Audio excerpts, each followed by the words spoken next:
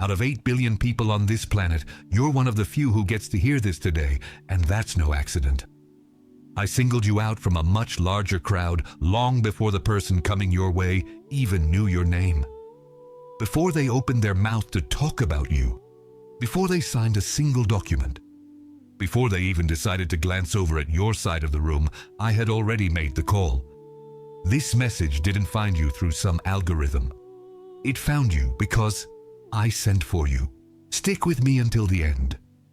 Before this is over, you're going to get a straightforward, practical protocol that will teach you how to position yourself on the inside so you don't sabotage the offer that's already heading your way.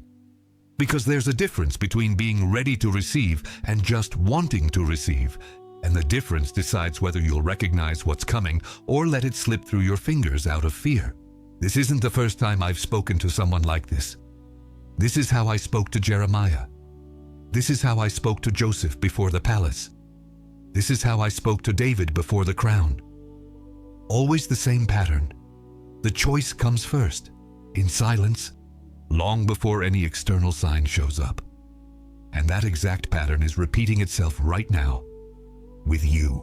You know the feeling of scrolling through your phone contacts and realizing once again that you weren't the first one they called.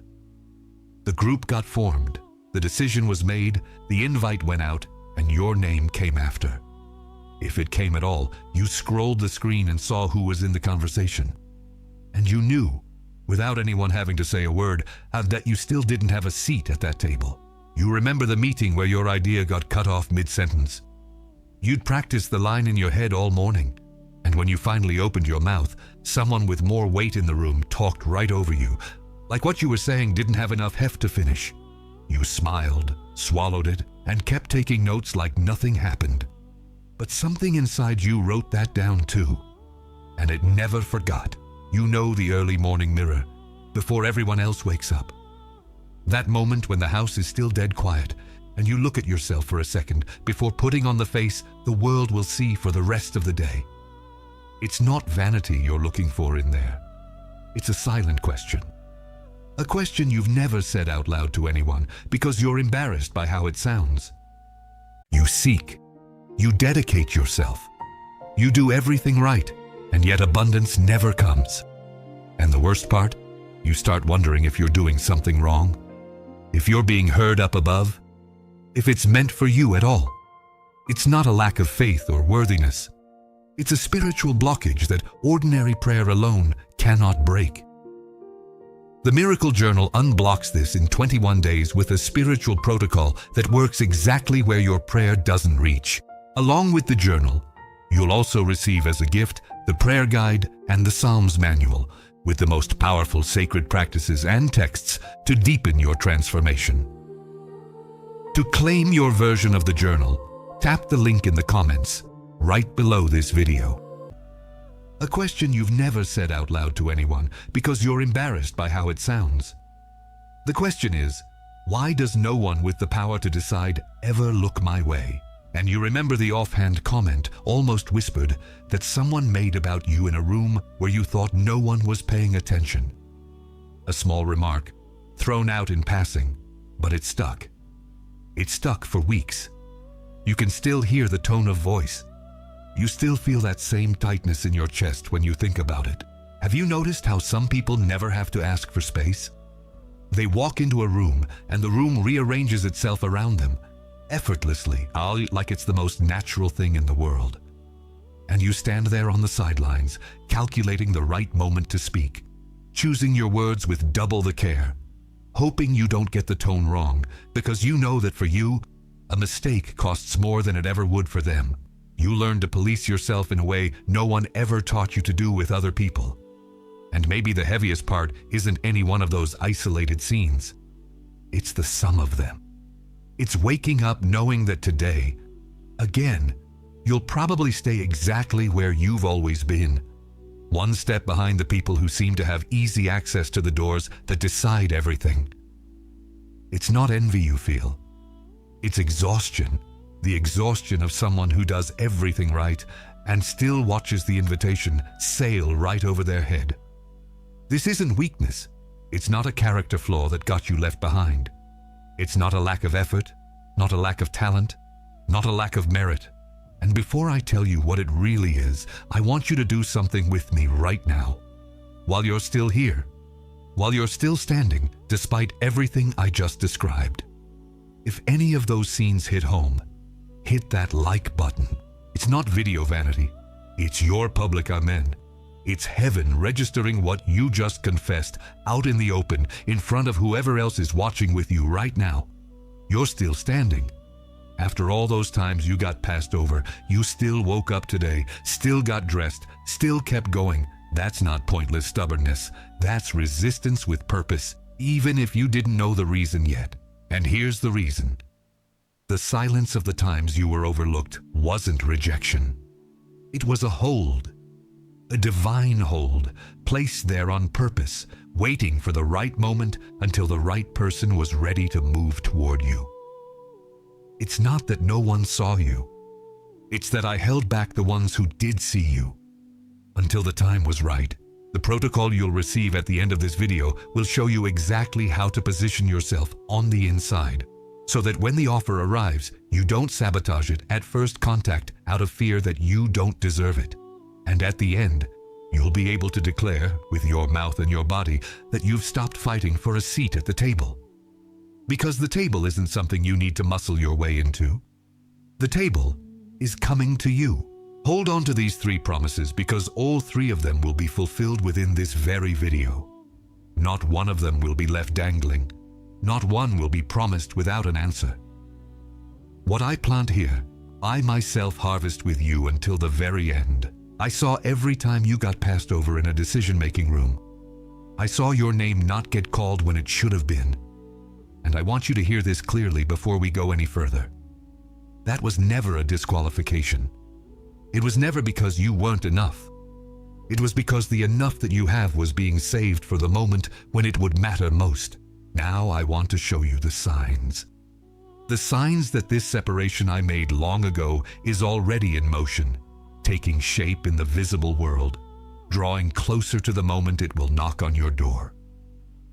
Close your eyes for a moment if you can, or just look away from the screen for a second. Because what I'm about to describe isn't theory. It's what's already happening to you, probably this very week. The first sign is your name coming back to the minds of people you haven't spoken to in years. Someone who dropped out of your life, someone whose face you barely even remembered, suddenly sends a text, likes an old photo, asks how you're doing. You thought it was strange. You thought it was a coincidence or that the person just had free time. But it's not a coincidence. These are connection seeds being watered in silence before they sprout into something bigger than you can yet see. Pay close attention to every single one of these messages that come to you, even when they seem too small to mean anything. Not one of them is random. The second sign is small. Unexpected invitations appearing in areas of your life where there was no movement before. A call you weren't expecting. A message from an unknown number. A referral from someone you barely know. You called this a funny coincidence, a bit of random luck. But what it really is are test doors, placed there before the main door, to see how you behave when the small knock comes first. Whoever treats the small invitation with contempt never gets to see the big one. But whoever honors the small one, even without yet understanding why, is being watched and approved for the next step. The third sign is a physical sensation. The feeling of being watched with favor in environments where you used to feel completely invisible. You walk into a room and feel eyes on you in a different way. You called this paranoia or getting too big for your britches in your own head. But what it really is discernment. It's you sensing in your body the approach of a blessing that's already been sent your way. Maybe you've already felt this in a line, in a meeting, in some ordinary setting, and you looked away too fast thinking you were imagining things. You weren't. The fourth sign is an old door, closed for years by rejection, being reopened or reconsidered without you having done a single thing to cause it. Someone who turned you down comes back to the table. A place that shut you out calls you back. You didn't lift a finger. And that's exactly why this sign is so clear. Because when you did nothing and the door moved on its own, that's not chance. That's me recycling what seemed lost.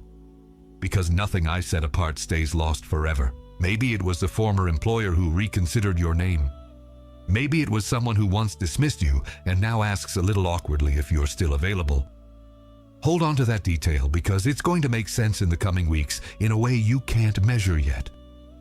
The next sign is the hardest one to hear. It's the one the enemy spent the most time trying to get you to ignore because he knows that if you recognize it, you'll never be able to go back to living like nothing is changing. The climax of the signs is this. A person of real weight, a leader, a reference, an authority in some area of your life, is going to mention your name or remember you in a context you never would have had access to on your own. It will happen in a conversation you weren't present for, in a meeting you didn't even know existed, and when someone tells you about it, the first thing the enemy will whisper is that it was just a coincidence, or a wrong recipient, or that they confused you with someone else. It's not a mistake. It was me putting your name in someone's mouth, long before you thought you were ready to be remembered. Maybe you've already lived a small version of this and never realized the magnitude of what was happening. Someone said, almost in passing, "So-and-so mentioned you the other day," and you answered with an awkward smile, thinking it was weird, changing the subject too fast. Go back to that memory now, because that wasn't random. That was the first touch of a movement that had already been underway longer than you imagined. If this word reached you, if any of these signs have knocked on your door this week, type "free" in the comments right now. You don't need to explain. You don't need to tell the whole story. Just type it. Because that registered word is your confession that you recognized what was happening, even before I finished explaining it to you. Now close your eyes for a second. Take a deep breath. What I'm about to tell you won't work if your attention is divided. There's a man in the Bible who lived exactly what you're living, only on a scale that marked history. His name is Jeremiah. And I said to him, "Before I formed you in the womb, I knew you.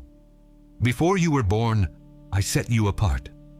I appointed you as a prophet to the nations." Look closely at what that means. Jeremiah's choice didn't happen after he proved something. It didn't happen after an impressive resume, after years of visible dedication, after an audience finally recognized his value. The choice existed before any proof, before he was even born. The mission only became visible when I decided to reveal at the right time what had been decided from the very beginning. And notice also that when the calling came, Jeremiah answered with the same doubt that might be crossing your mind right now. He said he was too young, that he didn't know how to speak properly, that he didn't feel prepared. And I didn't argue with his insecurity. I just repeated what was already true before any doubt existed. The choice wasn't up for debate. Only his response was. And there's an image in the natural world that explains the same truth in a different way. Think of an underground current. On the surface, a river looks still, almost lazy, in no hurry at all. But underneath the surface, the direction of the water has already changed, sometimes weeks before any visible wave appears on top. Whoever only looks at the surface thinks nothing is happening, but whoever understands rivers knows that the real movement always starts below, out of sight, long before it shows up for those who only glance at the top. An experienced fisherman never judges the river by the calmness of its surface. He reads the current by the subtle behavior of the water, by the way a floating leaf changes direction with no wind pushing it. And that's exactly how you should start reading your own life now. Just as Jeremiah's calling existed before his birth, the movement of the person heading your way began long before the first visible sign. The surface of your life is only now catching up to what already moved underneath, a long time ago. You're not seeing the beginning of anything. You're seeing the arrival of something that was already in motion. If you recognized yourself in Jeremiah, if you felt this is your story too, type in the comments, "I am a Jeremiah." That's it. Because declaring that in public is recognizing before whoever is reading that you now understand your choice never depended on anyone's applause. Let me pause for a full minute now, because I need to show you exactly where you are, clearly, before we move on. First fact, you've already recognized at least one of the signs I described this week in your own life. Second fact, you've already felt the strangeness of being remembered by people who had disappeared without really understanding why. Third fact, you've already seen at some recent point an old door reopen without any effort on your part. Fourth fact, you've made it this far into the video, even with your whole mind questioning whether this is just coincidence, just luck, just you grasping at something you want to be true. And here's who you are inside all of this. I know the time when you felt forgotten in the rooms where important decisions were made. I know the weight of never being called first. I know what it costs to keep believing when everything around you seems to confirm you're on nobody's list. What you're about to hear now isn't a human title, isn't empty praise. It's what I call you when I speak to heaven about you. The first identity is this: you are the one named before the time. Say that to yourself, even if it still sounds too big. You are the one named before the time. I saw the faithfulness you demonstrated long before there was any audience to recognize it. I saw you do the right thing when no one was filming, when no one was going to post about it, when no one was going to clap. I saw the times you could have taken a shortcut and chose not to. And what this authorizes is simple. You can stop begging for validation from people who still haven't decided to see you. The validation has already been given in heaven, long before any human mouth praised you. The second identity is this: you are the vault of trust. Say that too. You are the vault of trust. I saw how you kept loyalty and secrecy when you could have exposed, could have betrayed, could have used some information to get revenge or get ahead, and you chose not to. I saw you stay silent when speaking would have been easier and would have given you immediate advantage. And what this authorizes is that you can accept, without guilt and without sabotage, being entrusted with greater resources and influence. You don't need to shrink out of fear of your own size. The third identity is this: you are the one spared for the right moment. Say that too, out loud if you can. You are the one spared for the right moment. I saw the doors that seemed closed forever, and I know they were held shut on purpose. Not lost by accident, not forgotten by neglect. Every door that slammed in your face was me protecting you from entering too early into a place that would have destroyed you. And what this authorizes is for you to stop replaying the old rejections as if they were proof of your unworthiness. They were never that. They were protection disguised as closure. 3 identities, 1 life, the one named before the time, the vault of trust, the one spared for the right moment. They don't compete with each other. They fit together, like 3 different keys opening the same door. Type in the comments now the name of the identity you just received. Just the name. And if this word is finding you for the first time today, subscribe to the channel, because there are more words like this waiting for you, and I don't stop speaking to someone I chose to set apart. Now I want to give you something practical, a protocol, so you don't let this offer find you unprepared. Its name is the Protocol of the Called Name, and it has 3 steps. Step 1. Today, right now, write on a piece of paper, not on your phone, on real paper, the name of the person or the situation that represents the offer you're waiting for. And after you write it, declare in a low voice, just for you and me to hear, I am ready. You don't need to shout. You need to be sincere. Step 2. Review the last 2 weeks of your life and list objectively the small signs you've already received. The strange call, the unexpected message, the door that reopened on its own. Don't minimize any of them as coincidence. Write each one down, even if it seems small, even if it seems too silly to note. It's exactly the habit of despising the small that keeps so many people waiting their whole lives without ever recognizing that the answer was already arriving, in pieces, for a long time. Step 3. In the next 3 days, when the first small sign appears again, respond with a concrete action. A message sent, an update made, a specific prayer, spoken with the right name.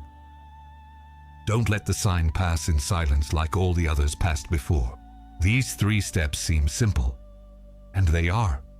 But simple isn't the same as easy, because each one requires you to treat as real something that, until today, you only treated as a distant hope.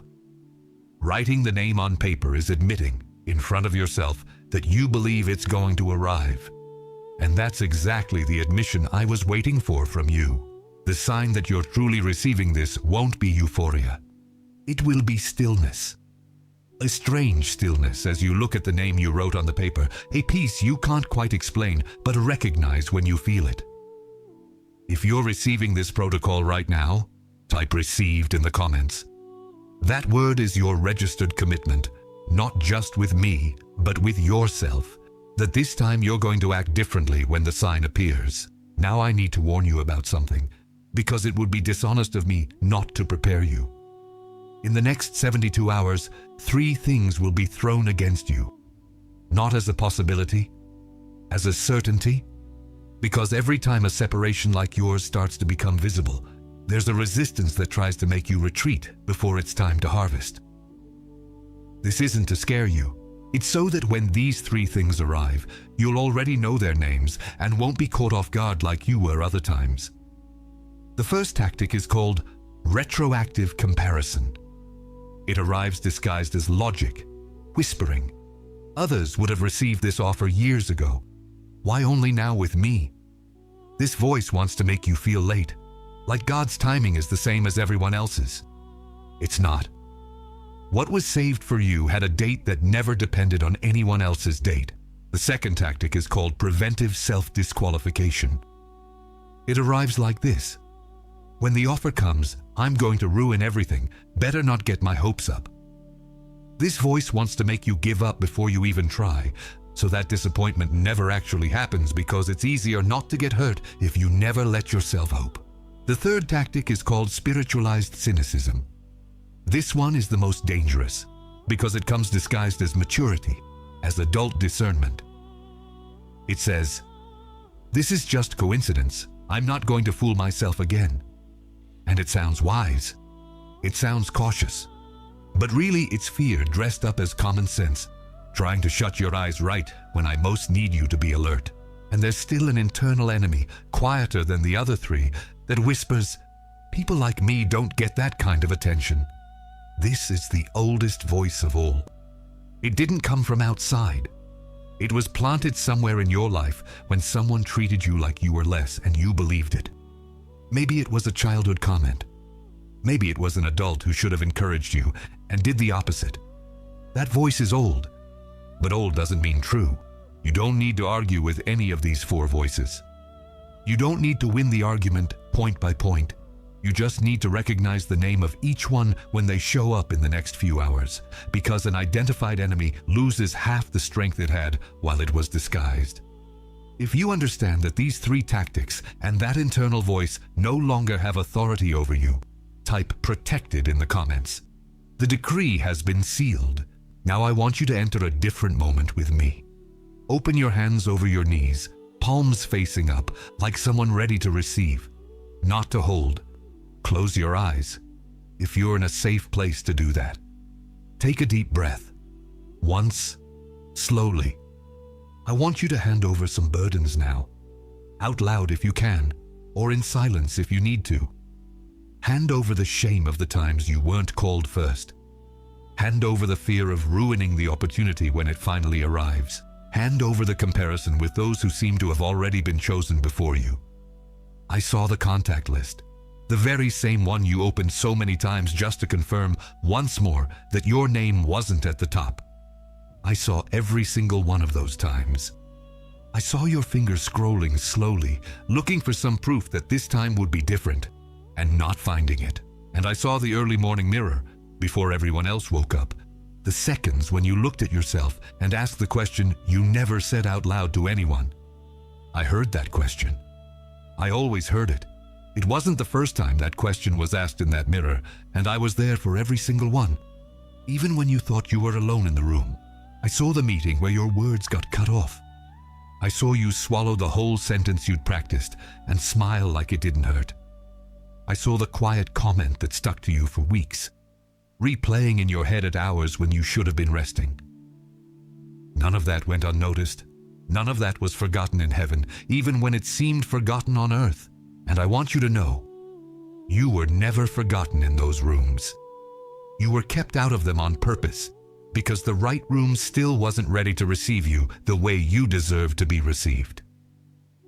Not as one more guest in the middle of the crowd, but as someone who was called by name, at the right time, by the right person. Let go of the shame. Let go of the fear of ruining everything when the time comes. Let go of the comparison with those who seem to have already been chosen before you. None of these 3 burdens are yours to carry from here on out. They served their purpose of keeping you alert for a time, but now that purpose is over and continuing to carry what has already fulfilled its function will only hold you back. I cover your mind now so that cynicism doesn't close your eyes again after this video ends. I cover your relationships so that comparison doesn't poison the connections that are being formed right now, in silence, before you can see the result. I cover your time so that anxiety doesn't make you chase after what is already coming to you on its own. And I specifically cover this area of your life, this offer, this calling, this table that is being prepared, so that nothing and no one can divert what I have already decided to deliver to you. From the list where your name came last, to the list where your name opens the conversation. From the early morning mirror full of doubt, to the early morning mirror full of silent certainty. From the meeting where your words were cut off, to the room where your word will carry weight. From the shame of never being called first, to the peace of knowing you've already been called, before you even understood why. From invisible to named, from overlooked to called, from forgotten to remembered at the right time, by the right mouth, from fighting for a seat to receiving an invitation.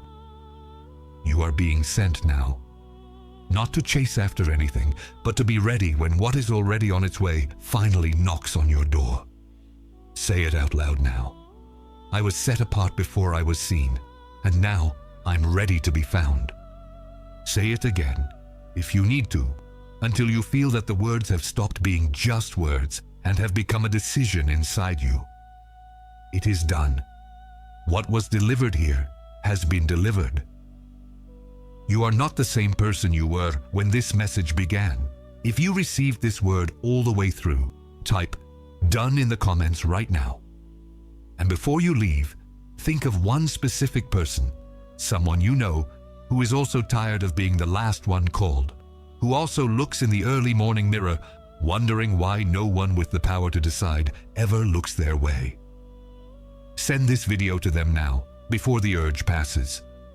Sometimes the offer that's heading towards someone else passes through your hands first, and if they want to go further, the link is in the first comment, waiting just like it waited for you.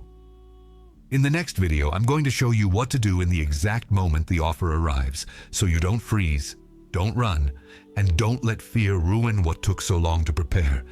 Keep waiting for that word too. Hold what you received today like someone holds a seed, not like someone holds a trophy. Don't go telling everyone about it now. Don't go trying to prove anything to anyone. Just live the next few days with your eyes open, alert to the small signs, faithful in the details no one else will notice. Because that's how every silent separation becomes, in the right time, a visible invitation before everyone. It is done. You are not the same person you were when this message began. You seek. You dedicate yourself. You do everything right, and yet abundance never comes. And the worst part, you start wondering if you're doing something wrong, if you're being heard up above, if it's meant for you at all. It's not a lack of faith or worthiness. It's a spiritual blockage that ordinary prayer alone cannot break. The Miracle Journal unblocks this in 21 days with a spiritual protocol that works exactly where your prayer doesn't reach. Along with the journal, You'll also receive as a gift the prayer guide and the Psalms manual with the most powerful sacred practices and texts to deepen your transformation. To claim your version of the journal, tap the link in the comments right below this video.